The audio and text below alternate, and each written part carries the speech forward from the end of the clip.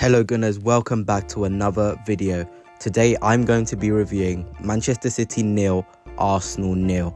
I'm going to go through what we learnt and what this result means for our future games.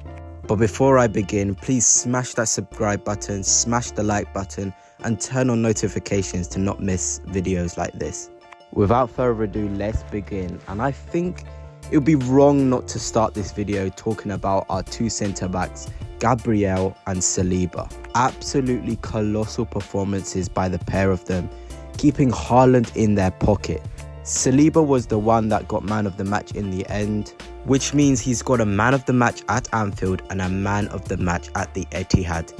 He had the most duels won in the game with 7 and won possession back the most times with 8.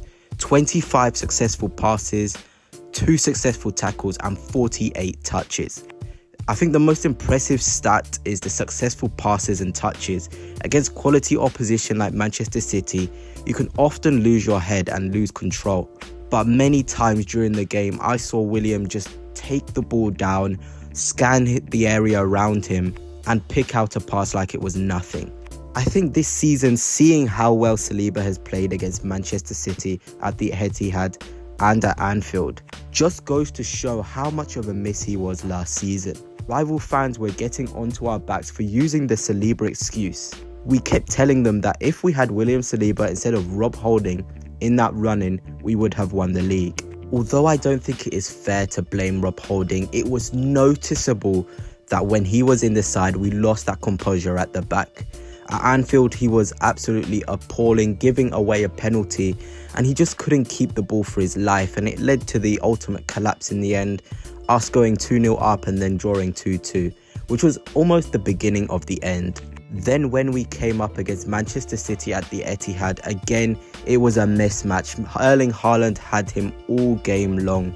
You even started to feel sorry for Rob because Haaland just had so much more quality and was able to bring down the ball every single time. And today, Haaland didn't have a sniff. Gabriel and Saliba made sure that he had nothing to work with. Even Micah Richards at full time had to say that Haaland was in Saliba and Gabriel's pocket the whole game. This season, Haaland has the least amount of shots against Arsenal at the Etihad and at the Emirates, and these two are a big part of that. And to put into context how good Arsenal were against Manchester City this season, they only had 2 shots on target across both league matches this season, and they were both from set pieces. Mikel Arteta has made us such an organised team, and I would even go as far to say we are the best defensive team in Europe. Who would have thought we could come to the Etihad and be unsatisfied with a draw? But Mikel Arteta has built this mentality where we can be frustrated and annoyed with only a point. A note on David Raya as well, who is the first goalkeeper to keep 10 clean sheets in the Premier League this season, and also the first opposition keeper to keep a Premier League clean sheet against Man City at the Etihad since Guaita in October 2021. We must not underestimate this Manchester City side and how good they have been at the Etihad. We are also the first team to stop them scoring in 57 games. Yes, maybe we weren't good on the ball and we could have created a lot more chances, but you must remember that Manchester City are the best team in the world. And for a team that hasn't beaten them at the Etihad since 2015, where David Ospina was the last goalkeeper from Arsenal to keep a clean sheet at the Etihad, we must take some positives from this game. I think another positive we can take from the game is Tomiyasu, and in particular Thomas Partey's influence off the bench. I do think Thomas Partey was much better than Jorginho when he came off the bench on the ball. He's been a massive miss for us this season and we must not forget his quality. The idea was to have Partey and Rice in the same midfield for Arsenal, but the Partey injuries prevented that from happening. And in both the games against Manchester City, I felt that Thomas Partey did have an impact in a positive way. Although he did lose quite a lot of duels with Kevin De Bruyne and possibly skipping past him too easily in a transition, I still think Thomas Partey has a massive role to play this season. Now we can go into the slightly critical perspective of that Arsenal performance. Obviously, we did not create enough and we didn't use the ball well when we had the opportunity to. Particularly Martin Odegaard, who normally is our master creator in picking the lock and finding that final ball. I thought he was poor, but I wouldn't put it down to him.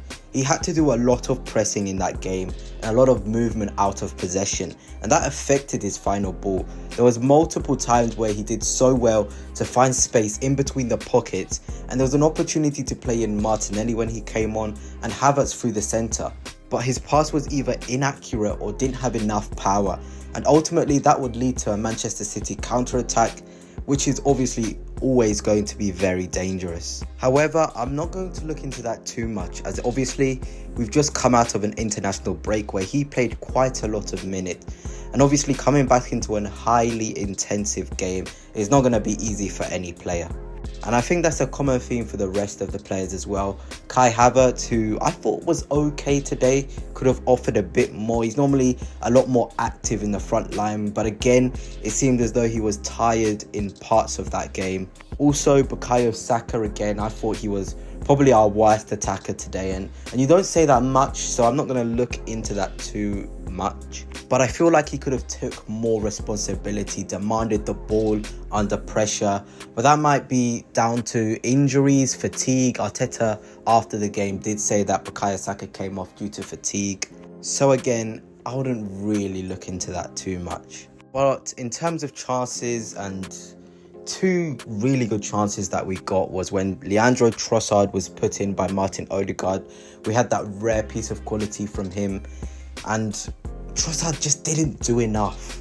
Gabriel Martinelli was on the other side, and on other days maybe Trossard looks up and sees that pass, but he decided to go for goal. And against Manchester City, you have to take every chance you get, and I don't think we did that today. Another one was with Gabriel Jesus. He had 2 half chances in the game, and I do feel like he could have done better and released those shots earlier.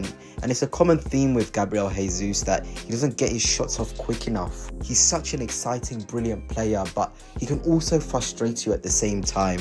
And for a title race which has no margin for error, you can't afford tentative play in the final third. To conclude the video, let's look at what this result means for the future. The statisticians have got us with the lowest chance of winning the Premier League title, so the odds are stacked against us, which is fair enough considering we still have to go to Old Trafford and the Tottenham Hotspur Stadium, which are tough away games. But with our strong defence, I have full confidence in the lads to go there and collect all 3 points. I think this title race will show us if defences really win you titles, because we have by far been the best defence in the Premier League, and every underlying stat shows that. So if we continue this brilliant defensive play whilst showing the scoring prowess we have in the past few games, then who knows, we can win this title. Anyway, that's it for now, goodness. Please smash the like button, smash the subscribe button, and turn on notifications too. Peace.